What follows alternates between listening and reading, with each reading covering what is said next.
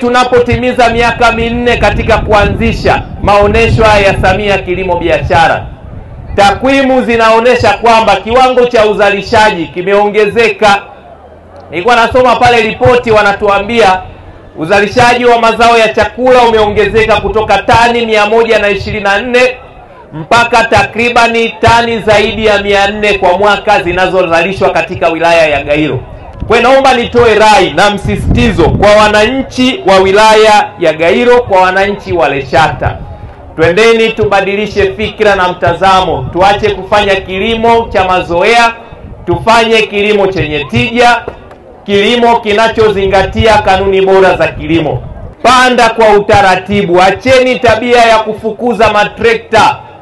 Mnafukuza trekta mkiwa na mbegu kama aina 5 mkononi. Mwisho wa siku hakuna zao lolote kati ya hayo ambayo umeyaweka mkononi na kuyamwaga kwa kufukuza trekta unaweza ukapata.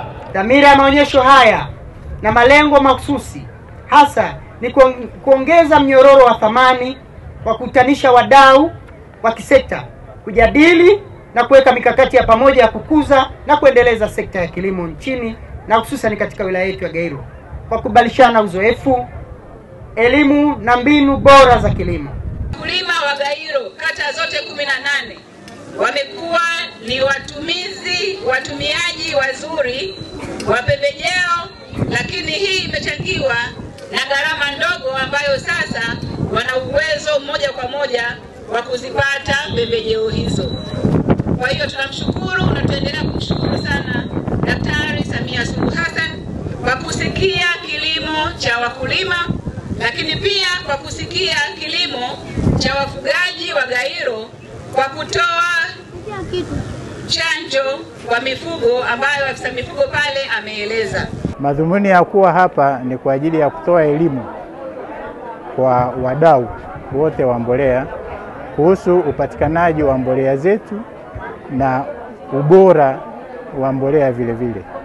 Mbolea zetu ni mbolea ambazo zina kiini kikubwa sana cha asili ambao si nasema kwamba ni organic. Na hiki kiini huchanganywa na mbolea zingine kulingana na mahitaji ya mimea pamoja na hali ya rutuba ya sehemu linalofanyika. Kwa hiyo tuko hapa kwa ajili ya kuonyesha aina zetu 8 za mbolea tunazozalisha hapa nchini na kuwapa uhakika wakulima kwamba mbolea zetu ziko kwenye utaratibu wa ruzuku ya serikali. Crown Media.